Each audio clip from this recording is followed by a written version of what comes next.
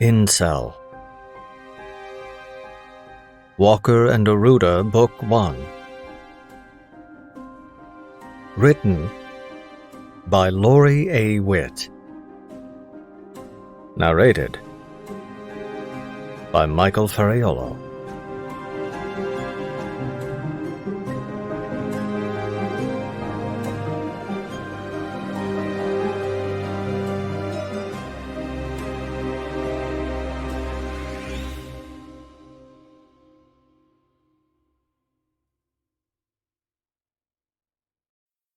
Chapter 1.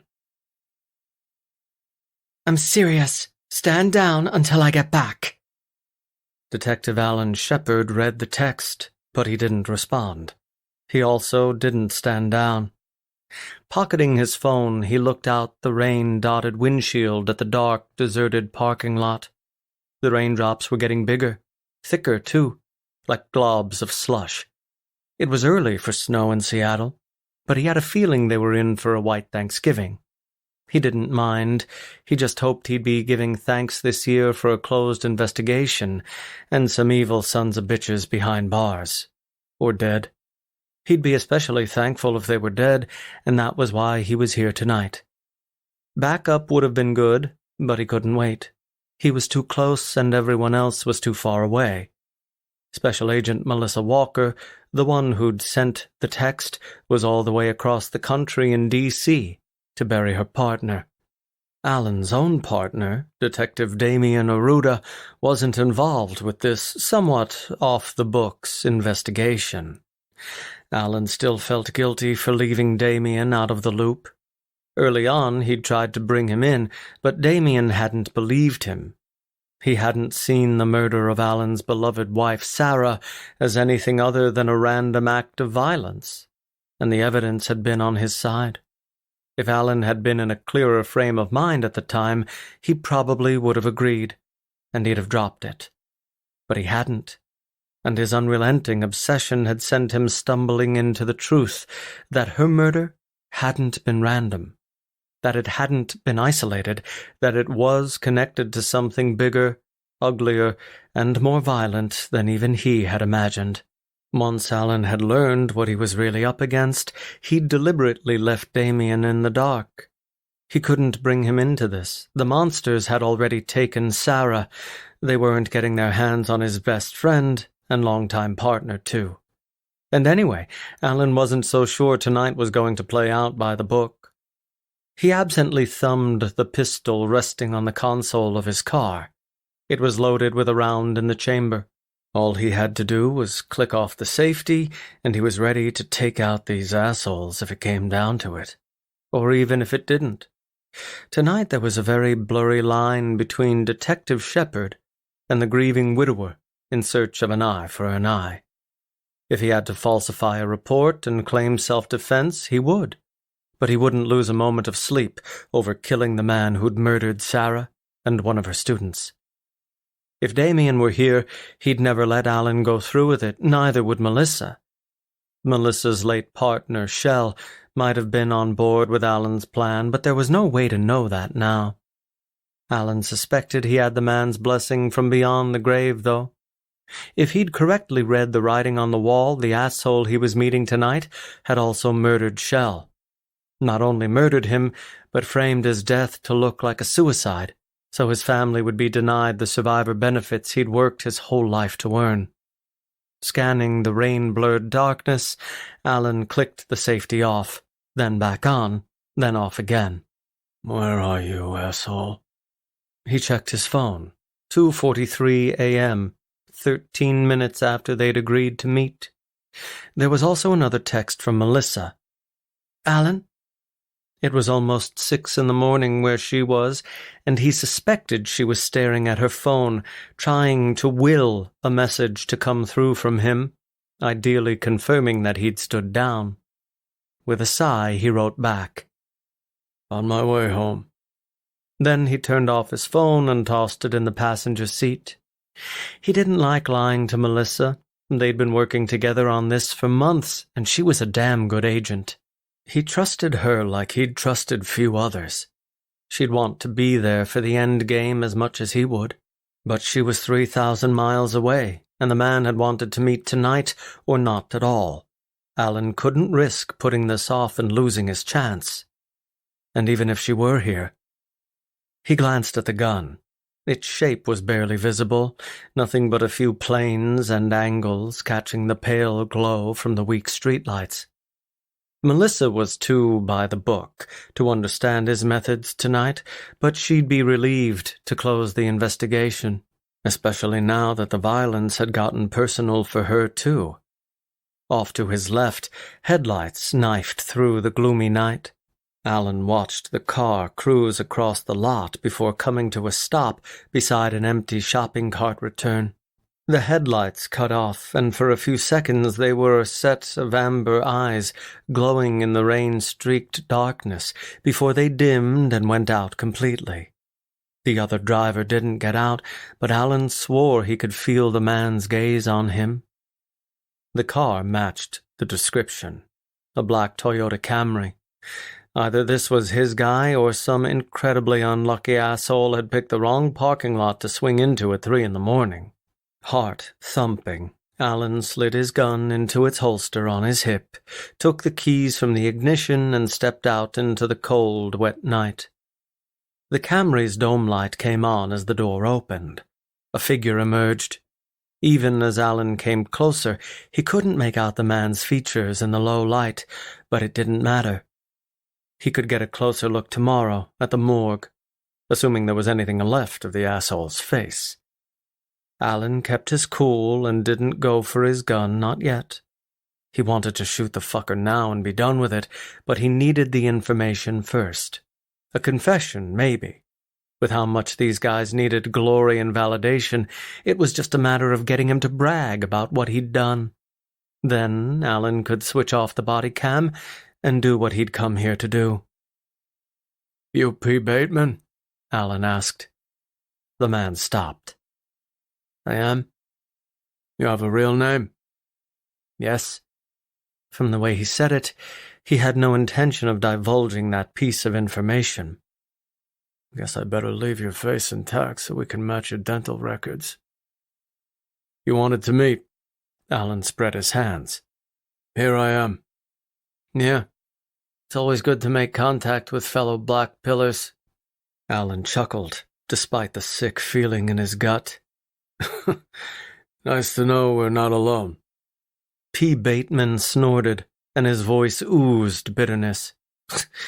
"Oh, we're alone, but it won't be long before all the chads and normies pay for that." Adrenaline surged through Alan. Yes, God, yes. He was one of those cocky types who had to brag, wasn't he? Now that P. Bateman wasn't on a computer and couldn't be screen-capped for posterity, it was only a matter of time before he let something incriminating slip. "Tell me how I can help." P. Bateman was quiet for a moment. Though Alan couldn't see the man's eyes, he was acutely aware of being scrutinized, of being studied by a tiny minnow who didn't know the worm dangling in front of him was the lure above the mouth of a much bigger, meaner fish. "Come closer, fishy, just a little closer." "Well, what now?" Alan asked. "We go to stand out here in the rain with our dicks in our hands?" The other man shrugged. "You didn't expect much this time, did you?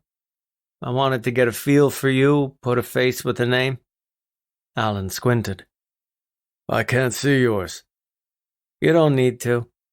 P. Bateman casually slid his hands into his jacket pockets. "Why do you want to be a part of this?" "I've already told you that, and I'm not the one who needs to be talking right now." He forced himself not to appear or sound impatient. "You want me to repeat everything I said on the forum, or what?" "People say a lot of things online. I want to hear you say it." Alan took a deep breath of the cold night air. "I'm tired of being treated like shit on everyone's shoes. Just because I'm not a Chad or a normie doesn't mean I should be alone. I deserve love, too. And I had it before you took her away, you son of a bitch. But it won't happen. That's why I took the black pill, and it's why I'm here." "Good." P. Bateman was nodding slowly. You want the Chads and Normies to pay, don't you? Fuck yes, Alan growled. And the femoid bitches, too. It nauseated him, hearing those words come out of his mouth. Sarah would have been horrified, even if she knew it was a cover. They deserve everything we already have to live with. Yes, they do. The grin in P. Bateman's voice made Alan's skin crawl. When we're done, the world won't be able to ignore us anymore. He gave a low, evil chuckle. You thought about what kind of Stacy you're going to ask for when they start issuing whores to us? Alan laughed, despite the bile in his throat. As long as she's hot and obedient, I'll be happy. So true. Me, I want a blonde. I love those blonde bitches. Alan bristled, ready to whip out the weapon and drop the asshole. So you've said. Without warning, P. Bateman drew down on him.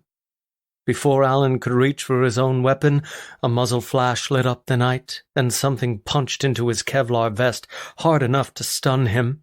With the second shot came fire ripping through his leg just below his groin, and pain dropped him onto the pavement on his side. He grabbed for the wound to try to staunch the bleeding, but another bullet to his Kevlar-protected chest knocked him on his back. P. Bateman leaned down, features still eclipsed by shadows.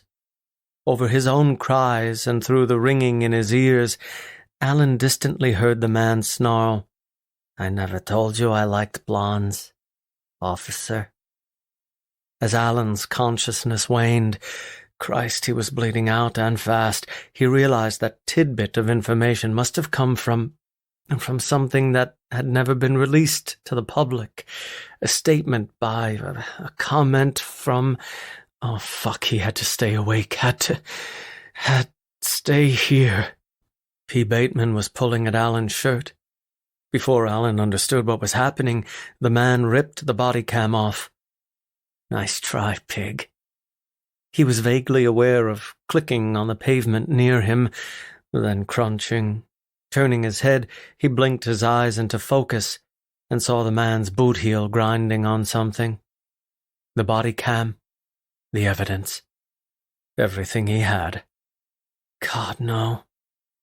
Footsteps, car door, an engine turning over, headlights, blinding headlights. For a moment, he thought P. Bateman might hit him with the Camry, and he had just enough clarity to realize how stupid it was to be scared. He was already dying. The car would only speed up the inevitable. The headlights dimmed. The engine faded. Partly because he was blacking out, partly because P. Bateman was leaving, escaping, surviving to maim and murder another day. No. Fuck no. Alan was too weak to get up. His car was too far away to drag himself, and his phone...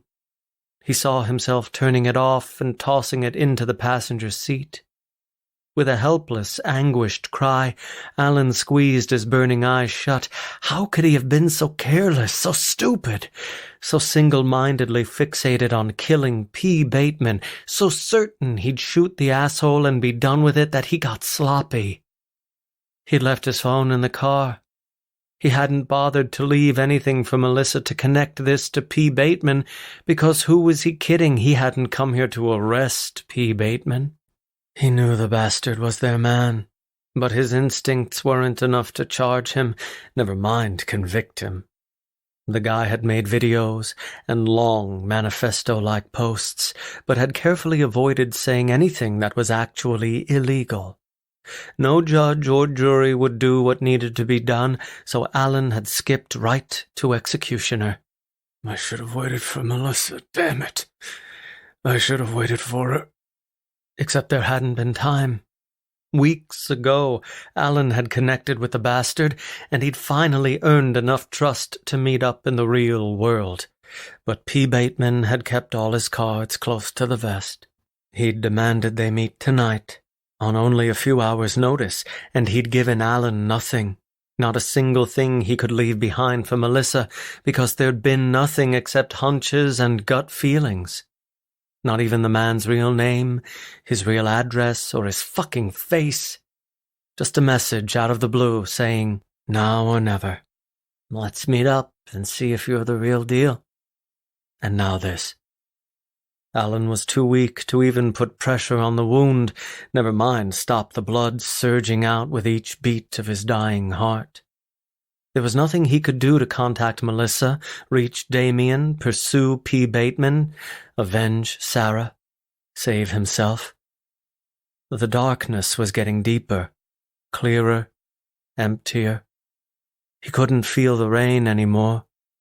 He was just cold and scared and lost.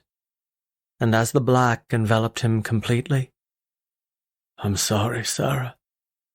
I failed. Chapter 2. Fat snowflakes landed soundlessly on the casket's silver-gray lid and instantly melted where they'd fallen. The flowers arranged around the gravesite were already beginning to shrivel. Few would likely remain in bloom until the end of the service.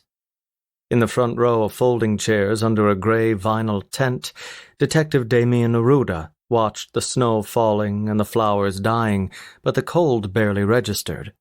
He was numb on the outside. Inside was a paradox of frozen emptiness and the fiery burn from twin coals of grief and guilt smoldering behind his ribs. Distantly, he was aware of someone standing at the podium, huddled inside their overcoat while they spoke. He sort of caught that they were speaking unsteadily, either because they were shivering or were on the verge of tears, maybe both. The words didn't make it to Damien any more than the cold did. The only thing he could really comprehend was the thought that had been ricocheting around inside his shell-shocked mind for the past few days. I should have listened to him.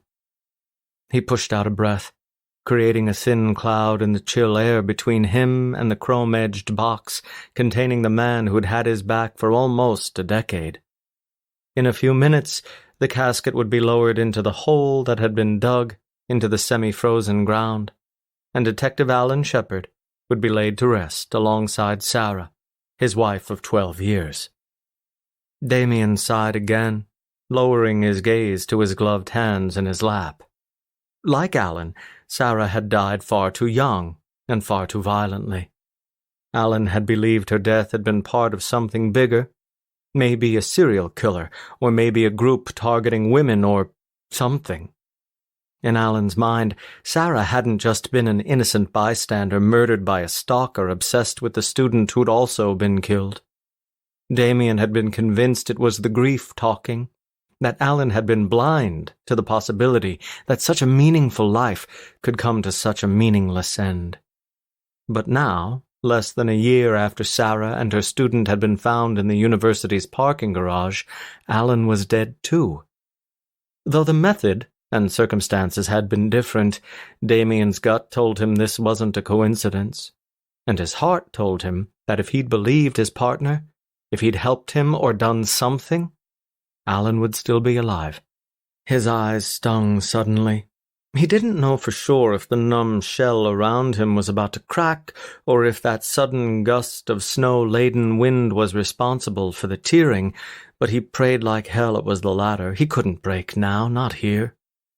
Alan's family was struggling hard enough with their own grief, and they would all feel obligated to comfort him. They didn't need that. As casually as he could, Damien wiped his eyes. From his left, Jen put a hand on his forearm and squeezed gently. They exchanged looks. With an arched eyebrow, she asked if he was doing okay. With a subtle nod, he assured her that he was holding steady. She squeezed again. He patted her hand. Then they both turned their attention to the front again. He was grateful for his ex-wife's presence, not to mention the nonverbal communication they were still so good at after all this time. Without her, he didn't think he'd get through this. It felt like they'd been sitting here for hours, but as the service wrapped up and people began to stand, Damien realized it had only lasted maybe 30 minutes. The graveside service had been much shorter and with a smaller crowd than the earlier Mass. He didn't know if it was the weather that had kept people from coming to this part, or if this had been intended to be a more intimate event. There were fewer chairs set up, so maybe that was it. Whatever the case, he was glad for it. The throngs of mourners that had packed into St. Anne's had been overwhelming enough. As people began to trudge from the covered area toward the line of cars parked along the curb, he started getting restless. Now that the funeral was over, he needed to get the hell away from here, get home, get out of this fucking dress uniform, and get as shit-faced as his liver could handle. Maybe more than that. Jen touched his elbow. "We can go whenever you want to." 6 years divorced, and she could still read him like a book, especially when he was in get-me-out-of-here mode. Damien nodded. "Thanks. I probably shouldn't run out while—" He motioned toward Alan's family, who were currently gathered beside the casket, huddled in close with their heads bowed. "Just say the word." "I will, thanks." He nestled his face into the collar of his overcoat. Pity the department's dress code didn't allow him to grow a longer beard than what he already had. He liked it trimmed short and neat this way, but right now, one of those big lumberjack things would have been a hell of a lot warmer. Someone else touched his shoulder, and he turned to see Nick, Alan's older brother. "Hey," Damien whispered. "How are you doing?" Nick sniffed, brushing some wind-whipped gray hair off his forehead. "I'm still in shock, I think." Damien hugged him tight. Squeezing his eyes shut, he stroked Nick's hair. He wasn't sure if the gesture seemed too intimate, but he didn't care. Everyone who was still here knew about them, and anyone who mattered knew that although Damien and Nick had broken up almost 3 years ago, they were still close. Damien definitely counted his blessings today, grateful he'd maintained close relationships with both Nick and Jen. He could be here for Nick and offer him comfort, and he could lean on Jen. Thank God for friendly breakups. After a moment, Nick drew back, and he cleared his throat as he wiped his eyes. "What about you?" Damien swallowed, steeling himself and trying to keep that numbness in place. "Same. Still in shock." Nick's eyebrows pulled together. "Do they have any leads? Any idea who—" "Nick." Damien put his hands on his ex's shoulders. "I promise you, everyone is doing everything they can to solve this case. Let us handle the investigation." He nodded toward Nick and Alan's parents. "You focus on you and your family." Nick pressed his lips together. He looked like he might argue, and in any other situation he probably would have. Damien knew him, after all. But right now, exhaustion radiated off him as visibly as grief, and he just nodded, his shoulders sinking. "You'll keep me updated, right?" Of course. He didn't have to spell out that there was only so much he could say. Homicide detectives had to be tight-lipped, and no one knew that better than their families and romantic partners, or ex-partners, as it were. They hugged once more before Nick went back to his family. Damien blew out a breath and kneaded some stiffness out of his neck. "Want me to go get the car?" Jen asked. Damien swallowed, then he nodded. "Yeah, I think I need to go." "All right. I had to park near the cemetery's entrance, so give me a few minutes." That wasn't surprising. Though relatively few people who'd come to Mass had remained for the graveside service, the procession from the church to the cemetery had been a long one. At least it had seemed to be, from what he'd been able to see from the black limousine where he'd sat with the other pallbearers. He fought back a shiver. Thank God he didn't have to leave the way he'd come. "Okay," he said. I'll be here." They exchanged another look, checking in on each other without saying a single word. Before she started down the path, the other mourners had worn into the thin layer of fresh, wet snow. "Detective Aroda." The captain's voice made Damien's teeth clench. There was a softness to the two words, one that wasn't usually there, but the no-nonsense gruffness was still present and accounted for. Damien turned. Captain Adam Skorupa was, Like his tone, an unusual mix of softness and sharpness. Like Damien, he wore his dress uniform, the medals and insignia gleaming despite the dull light of the rainy afternoon. His jaw was set, as it always was, rigid and stubborn, but his eyes were a bit more fatherly. It was odd to see him like this, and Damien didn't like it. Somehow seeing grief and sympathy in Skorupa's eyes added an excruciating layer of reality to Alan's death. He gave his boss a single nod. "Captain, Detective, how are you doing?" Damien tried not to let on how tired he was of that question. "I'll feel better once we get this psycho off the street." Skorupa's eyes flicked away for a second, and the subtle huff raised Damien's hackles. "Look, Detective," the captain's voice was barely a whisper. "I get where you're coming from. I do. But given the circumstances, don't take me off this case, Captain," Damien hissed, stepping closer so their conversation wouldn't carry. You need to let someone besides the victim's own partner handle the investigation." Skorupa's voice had taken on its usual non-negotiable edge. "Don't ask me to put you on the case. We both know I can't do that. Captain, I grieve your partner. Let us figure out who did this." Damien clenched his jaw. There was no point in arguing, and he didn't have it in him to argue anyway. But a glance at Nick, who was watching him over his grieving mother's shoulder, gave him a boost of determination, and he met his boss's eyes again. "With all due respect, I'm too close to the case to let it go. They're going to need me anyway because no one knew Alan better than me." His own words made him wince. "No one who's still alive, anyway." Skorupa shook his head, scowling. "I'm sorry, Detective, this isn't up for discussion." He put a heavy hand on Damien's shoulder. "Go home, take it easy, and trust your fellow cops to find out who did this to one of our own." Damien locked eyes with the captain and had a weird moment of wondering how the act of grieving could make him too sluggish to sucker punch the man who was keeping him from investigating his best friend's murder. He wasn't violent by nature, a hothead, yes. In possession of a legendary temper, sure, but not violent. Still, he couldn't help hating himself for not having the energy to snap off a few of Skorupa's teeth with his knuckles. Fuck. Maybe Skorupa was right. Maybe Damien wasn't in any frame of mind to investigate Alan's murder. He swallowed hard. Nearby, the low purr of a V8 cut through the soft murmur of voices and less impressive car engines.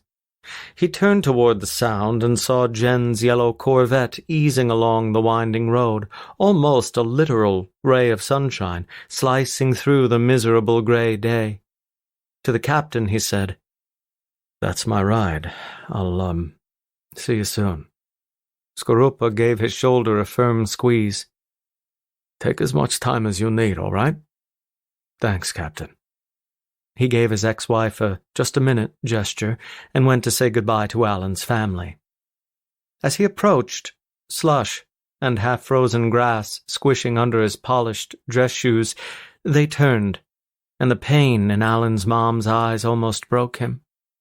She stepped out from under the vinyl shelter and hugged him tight. "Thank you so much for coming, Damiano." Damien winced. No one called him Damiano. They tried to, but unless they were fluent in Portuguese, the odds of them pronouncing it correctly were slim to none, and he hated the Italian version most people seemed to default to. That was why he'd started going by Damien in junior high, but this wasn't the time or place to get irritated with someone who couldn't say it right. Not when it was his best friend's mother grieving her youngest son. "If there's anything I can do," he whispered, "please, don't hesitate to call me." "We won't." She kissed his cheek and released him. "And you're going to find this man, right? Whoever did this to my boy?" Despite his conversation with Skorupa, Damien nodded resolutely. "We're doing everything we can, I promise." The sort of lie prodded at his already throbbing conscience. Someone was looking into Alan's murder, but him? He'd been sidelined, benched, by department policy. She didn't see through him, though, and smiled despite her tears. Thank you, sweetheart. I know he's in good hands. Oh, fuck. Kill me. He forced a smile, reminding himself that even though he was lying, he was protecting her. She was in no frame of mind to understand why he wasn't investigating her son's death, why he couldn't, no matter how much he wanted to. The lie was kinder than the truth. He offered condolences and hugs to the rest of his partner's family before he started toward the road where Jen waited. He was halfway there when a woman stepped in front of him. Detective Arruda? Damien glanced past her at the Corvette idling beside the cloud of exhaust it was puffing into the air, then back at the woman. Yes? Special Agent Melissa Walker. She extended a gloved hand. I'm with the FBI's Cybercrimes Unit. Damien studied her as he shook her hand, but he said nothing. Special Agent Walker's grip was firm, and so was the set of both her jaw and her shoulders. Judging by the gray streak in her dark hair and some subtle lines in her face, she was his age or a few years older. Mid-40s, he guessed. She looked him right in the eyes, too, and something about her was, hell, she was kind of intimidating. And why in the world was a Fed from cybercrimes approaching him, least of all at a funeral? She released his hand. I think we need to have a conversation, but not, she gestured around, here. A conversation? Damien inclined his head. About what? About your partner. She held up a white business card between two black-gloved fingers. And how we can find out who killed him. Together. Damien frowned, not taking the card. You'll have to talk to Captain Scarupa. I'm not on the case. She didn't flinch. I'm not concerned about that. Yeah, well, he shook his head and started to walk past her. Not much I can do about it either. She caught his upper arm, her strong grip surprising him even after their handshake. I'm not talking about you officially investigating your partner's murder. He raised his eyebrows, glanced at her hand, met her eyes. Walker removed her hand, but she didn't break eye contact. There's a lot to explain, but the short version is that Alan and I were working together to solve his wife's murder, along with a number of others. I'd like to partner with you to continue that investigation, and if that investigation happens to also uncover the identity of Alan's killer, she half shrugged, then it's a fortunate bonus, isn't it? Damien's mouth went dry. The FBI was working on Sarah Shepard's murder? They'd been working with Alan? And now this agent was offering Damien the opportunity to do something besides let someone else find Alan's killer? And what the ever-loving fuck did any of it have to do with cybercrimes? Special Agent Walker let go of his arm and held out the card again. Call me. Speechless, he took the card. Before he could find his voice again, the agent turned on her heel and headed back to the road, her long black overcoat whipping at her feet as she walked effortlessly across the slick ground. A moment later, she got into the passenger seat of a black sedan, and Damien watched stupidly as the car drove away. Walker never once looked back at him. Damien turned the card between his fingers. Special Agent Melissa Walker, Federal Bureau of Investigation, Cybercrimes Division. It looked official enough, though he knew damn well how easily something like this could be faked. And she could have overheard his conversation with the captain, so she'd have the right information to manipulate him.